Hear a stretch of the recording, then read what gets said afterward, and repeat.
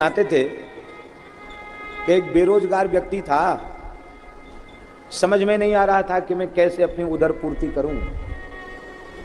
तो एक दिन मरने का विचार करके एक गहरे तालाब के तट पर बैठा था कि पत्थर बांध के तालाब में कूद जाऊंगा, मर जाऊंगा। इतना अपने जीवन से हताश और दुखी हो चुका था। उसी समय एक जल पक्षी आया। देखा होगा, नीले रंग का पक्षी होता है, नीले पंख होते हैं। एक जल पक्षी आया और उसने सीधे जल में प्रवेश करके एक मछली पकड़ी और मछली को पकड़ के जल से गोता लगाकर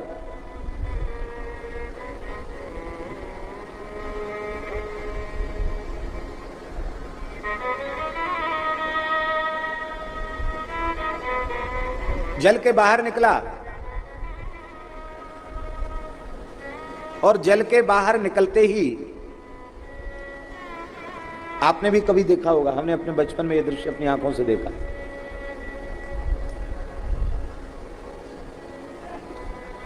वह जल पक्षी, कोई कोई उसको किलकिला भी कहते हैं, वो जल पक्षी उसने मछली पकड़ी और जैसे ही जल के बाहर निकला तो मछली को ऊपर उछाल दिया और उछाल कर एक चोंच फाड़ के फिर चोंच में ले लिया। तो उस व्यक्ति ने सोचा कि यह कला तो बहुत अच्छी है, यही गुण सीख लिया जाए तो हो सकता है इसी से हमारा गृहस्थाश्रम चल जाए।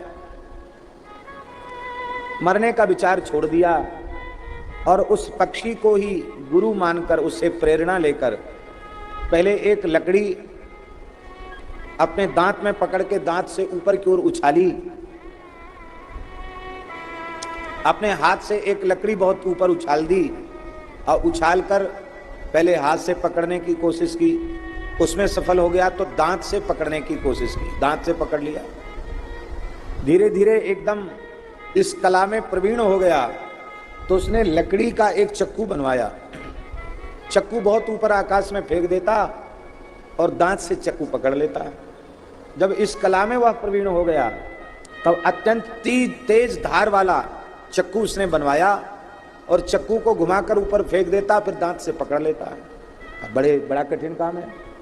नहीं कि चक्कू निशाना इधर उधर हो जाए तो यहाँ गिरे तो ये कट जाए, इधर गिरे तो ये काट जाए, और कहीं एक अंगुल ऊपर चला गया तो नाक ही कट जाए, कहीं गले पे गिरे तो गला कट जाए, कहीं जीभ पर गिरे तो जीभ ही कट जाए। बड़े खतरे का काम। पर वो कलाकार था, करत करत अभ्यास के जड़मती होत सुजान, उसने ये कला हासिल प्राप्त कर ली। वो तेज धारदार चक्कू को ऊपर फेंक देता और दांत से पकड़ लेता। यही खेल दिखा दिखा कर खूब पैसा बटोरने लग गया। अब तो बेरोजगारी खत्म, धंधा बढ़िया चल पड़ा। एक बार वह अपनी कला लोगों के बीच दिखा रहा था। लोगों ने इसकी कला को देखा तो वाह वाह किया और कहा कि धन्य है तुम्हारे गुरु को जिसने तुम्हें ये ज्ञान दिया, ये गुण दिया, ये कला दी, धन्य है उसको।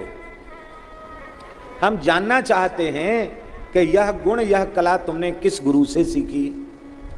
यह सुनकर वह व्यक्ति बोला, हमने किसी को गुरु नहीं बनाया, हम तो अपने आप ही इसको सीख लिया। अब देखो, उसके कहने में कोई ज्यादा बहुत बारीकी से विचार करो तो भले ही अपराध है। वैसे देखा जाए तो उसने प्रत्यक्ष किसी व्यक्ति को गुरु नहीं बनाया इस कला के लिए। इसी दृष्टि से उसने कह दिया कि मैंने किसी को गुरु नहीं बनाया, मैंने तो अपने आप ही इस गुण को सीख लिया। पर इतना कह देने मात्र से गुरु तत्व का तिरस्कार हो गया। यदि हमने किसी पशु या पक्षी से भी कोई गुण प्राप्त किया है तो उसका भी जीवन पर्यंत गुरुवत आदर करना चाहिए। गुरु तत्व का तिरस्कार हो गया और पूछने वाले व्यक्ति ने कह दिया कि बिना गुरु के ज्ञान होता नहीं, चाहे लौकिक ज्ञान हो अथवा अलौकिक ज्ञान हो, गुरु कृपा से ही ज्ञान होता है। और तुम कहते हो कि हमें अपने आप ही हो गया, तो हमारी समझ में तो नहीं आता। जरूर किसी ने किसी गुरु ने ज्ञान दिया होगा और तुम गुरु का महत्व स्वीकार नहीं करना चाहते हो। ये एक प्रकार से गुरु अपराध है। अरे बोले हमने किसी से सीखा हो तब ना अपराध है, हम तो अपने आप ही इसको अभ्यास करके सीखा है। ऐसा कह के वो अपना खेल दिखाना उसने फिर आरंभ किया, क्योंकि तो दिखाना उसका काम ही था। फिर भीड़ आई, फिर मजमा इकट्ठा हुआ। अब की बार उसने चक्कू को घुमा करके ऊपर फेंका। हजारों बार दिखा चुका था खेल, लेकिन अभी थोड़ी देर पहले गुरु तत्व का तिरस्कार हो गया।